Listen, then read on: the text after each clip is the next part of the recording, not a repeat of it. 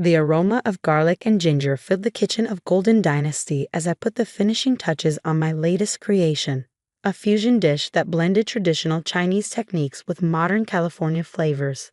The lunch rush had just ended, and I was experimenting with new recipes as I had done every afternoon for the past 5 years. "What are you doing to my father's recipes now?" I looked up to find my father-in-law, George Liu, standing in the kitchen doorway, his face twisted in disapproval. Behind him, my husband Michael shifted uncomfortably, avoiding my eyes. My name is Sarah Chen, and until that moment, I was the head chef at Golden Dynasty, San Francisco's oldest Chinese restaurant. For 5 generations, the Liu family had served traditional Cantonese cuisine to loyal customers. But times were changing, and so were people's tastes. "Just trying something new," I replied, plating the dish, pan-seared sea bass with a honey ginger glaze, served on a bed of crispy rice and seasonal vegetables. "The regulars have been asking for lighter options." George's frown deepened as he approached the counter. "Lighter options? We are a traditional Chinese restaurant, not some trendy fusion place." I had heard this argument many times over the past year. Ever since I had started introducing new specials to the menu, George had fought every change. Never mind that our revenue had increased by 40% since I took over the kitchen.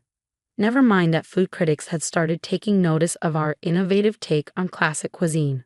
"The customers love it," I said, keeping my voice calm. "Last week's special sold out every night." "Tourists," George scoffed. "Not real customers. Not the families who have been coming here for generations." I thought about Mrs. Zhang, 82 years old and a Golden Dynasty regular for 6 decades, who had declared my black pepper crab the best thing she'd eaten in years. About Mr. Chen from the bank down the street, who now brought business clients here instead of to the fancy places downtown. "Actually," I started to say, but George cut me off with a wave of his hand. "Enough. This ends now." He pulled a stack of papers from his jacket. "The board has made a decision." My heart sank as I recognized the letterhead of the family corporation that owned Golden Dynasty. Michael finally spoke up, his voice weak. "Dad, maybe we should discuss this first." "There's nothing to discuss," George snapped. "The board, your uncles and I, have voted. Sarah's contract as head chef is terminated, effective immediately." The kitchen fell silent. Even the usual clatter of dishes from the prep area ceased as the staff held their breath. "You're firing me?" I asked, though I had seen this coming for months. The emergency board meetings I wasn't invited to. The whispered conversations that stopped when I entered the room. The way George had been training his nephew Jason in restaurant management, despite Jason's complete lack of culinary experience. "We're going back to our roots," George declared. "Traditional menu, traditional methods. Jason will take over as head chef. He has studied our family recipes." "Jason can barely make fried rice," I protested. "He's never worked in a professional kitchen." "He is family," George emphasized the word, making it clear that after 7 years of marriage to his son, I still wasn't considered part of the Liu clan. "He understands our heritage." I looked at Michael, silently pleading for support. We had met in culinary school, bonded over our shared passion for pushing culinary boundaries.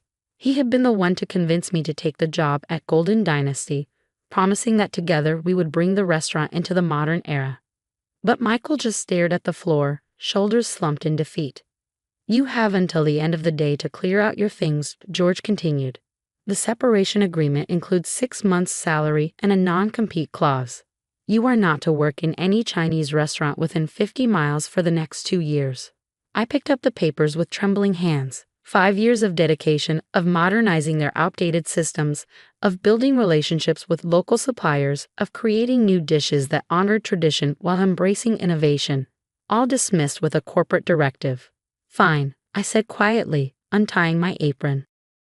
"I'll have my lawyer review these."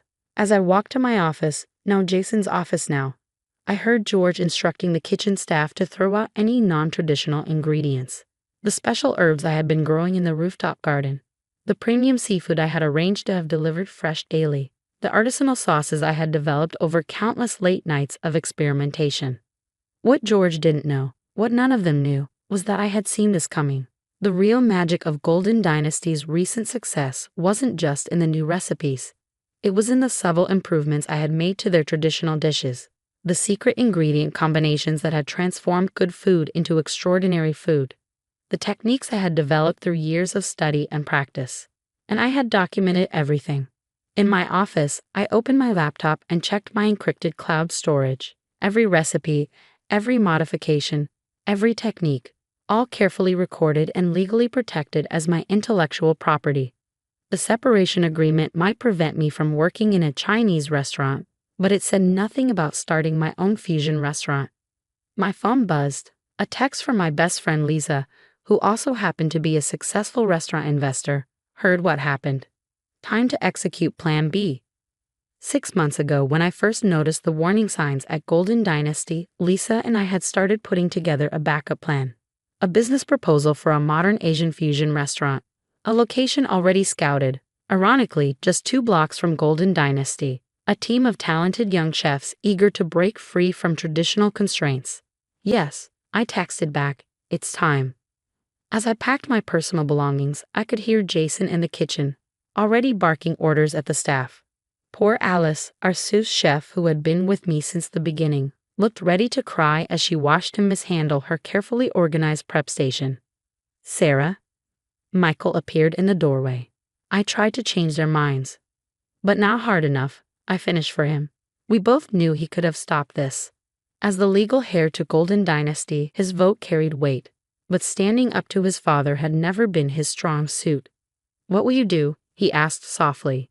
I thought about the business plan saved on my laptop, about the investors Lisa had lined up, about the loyal customers who kept asking for my modern interpretations of classic dishes.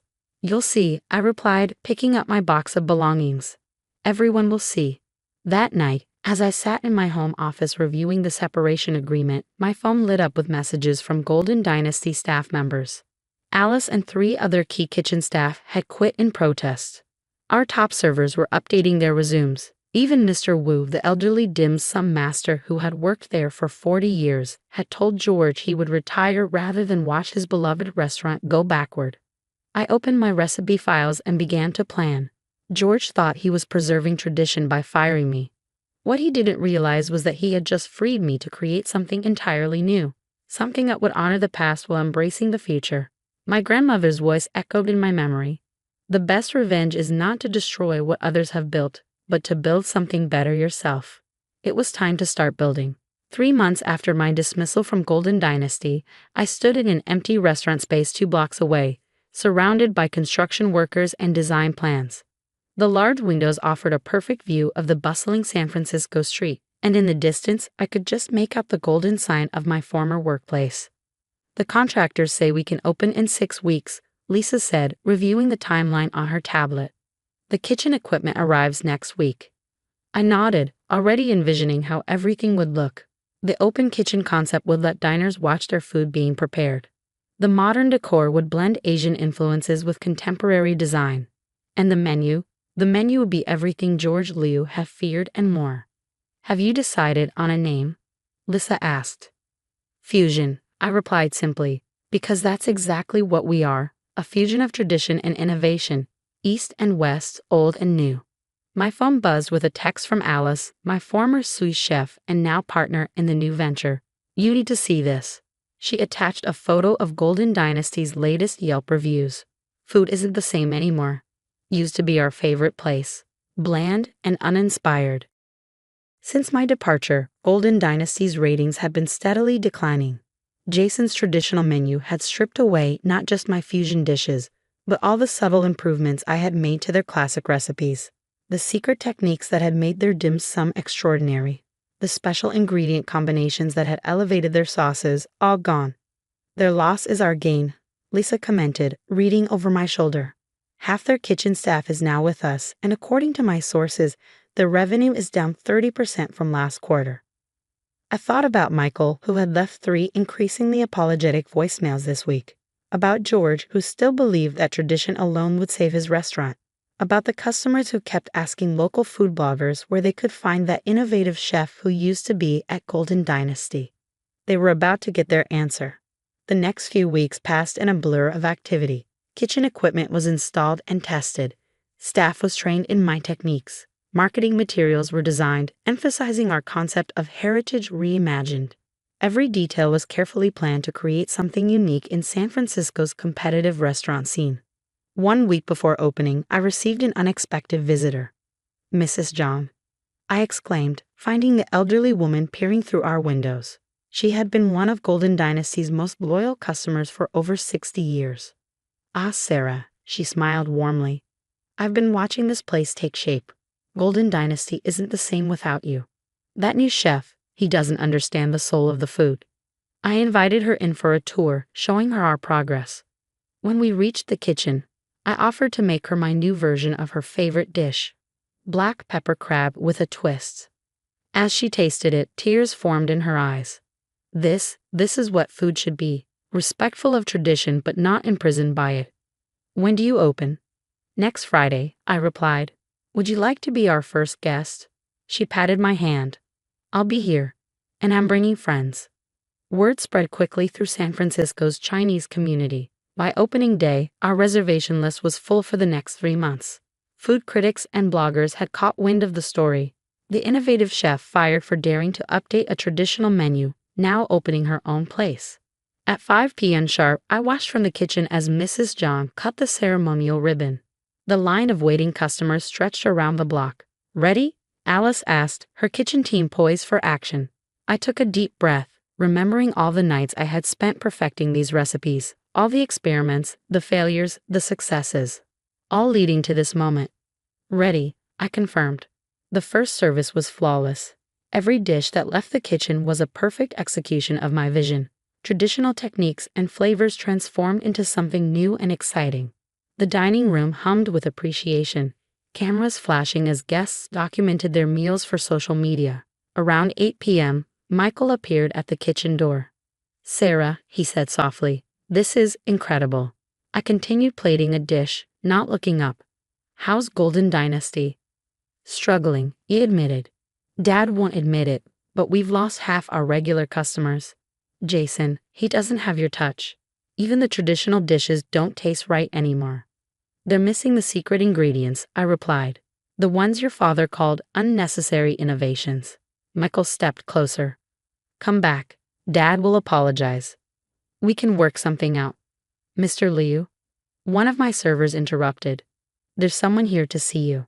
I followed Michael's gaze to find George Liu himself standing in our dining room, looking distinctly uncomfortable. Around him, happy diners enjoyed my modern interpretations of classic dishes, the very concept he had rejected.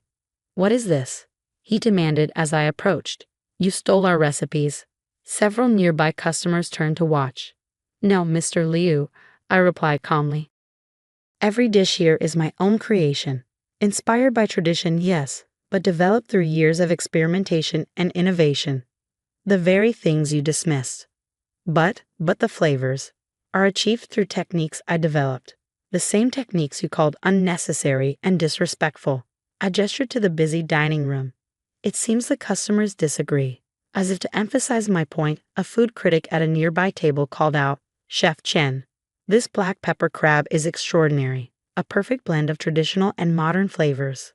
George's face reddened as he recognized more Golden Dynasty regulars among our customers. This is why our business is suffering. You're stealing our customers. No, I corrected him. Your customers are choosing to follow the food they love. The food you rejected because it wasn't traditional enough. Mrs. Zhang chose that moment to approach. George Liu, she said firmly, I have eaten at Golden Dynasty for 60 years. But what Sarah creates here, this is the future of our cuisine. Food must evolve, just as we must evolve. 1 month later, Fusion was the hottest restaurant in San Francisco. Food critics raved about our revolutionary approach to Asian cuisine. Celebrities requested private bookings. Even other chefs came to study our techniques. Meanwhile, Golden Dynasty's business continued to decline. Jason had quit, unable to handle the pressure. Michael finally stood up to his father, demanding changes. Then came the final blow, the San Francisco Chronicle's annual restaurant awards. Fusion won Best New Restaurant and Chef of the Year. The article specifically praised our ability to honor tradition while fearlessly embracing innovation. The morning after the awards, I arrived at the restaurant to find George waiting. You were right, he said simply. I was so focused on preserving the past that I couldn't see the future. I waited, wondering where this was going. Golden Dynasty is dying, he continued. Our customers want more than just tradition. They want what you create. He paused. Would you consider a partnership, your innovation, our history? I thought about it for a moment. No, I replied gently. But I will teach you. And so twice a week, I began teaching cooking classes at Golden Dynasty. Not just my modern techniques, but the fundamental skills that made both traditional and fusion cuisine extraordinary.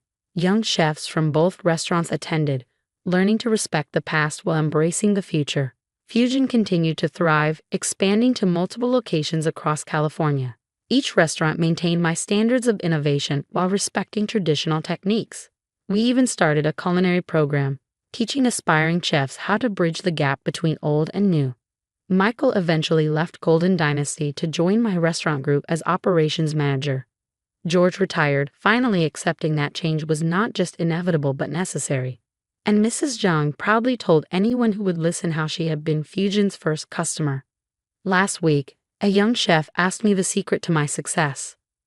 The secret ingredient, I told her, isn't in the food. It's in understanding that tradition and innovation aren't enemies. They're partners in a dance that keeps moving forward. I keep a framed photo in my office, the original Golden Dynasty kitchen where I started. It reminds me that sometimes being fired is just the push you need to build something better. As for revenge, the best revenge wasn't in watching Golden Dynasty struggle or seeing George admit he was wrong. It was in creating something new, something that honored the past while embracing the future, something that proved that innovation doesn't destroy tradition, it keeps it alive.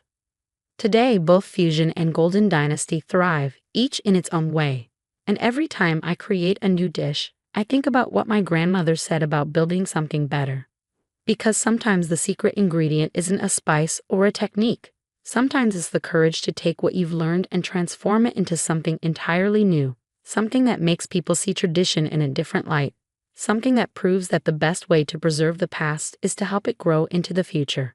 And that's a recipe for success that never fails.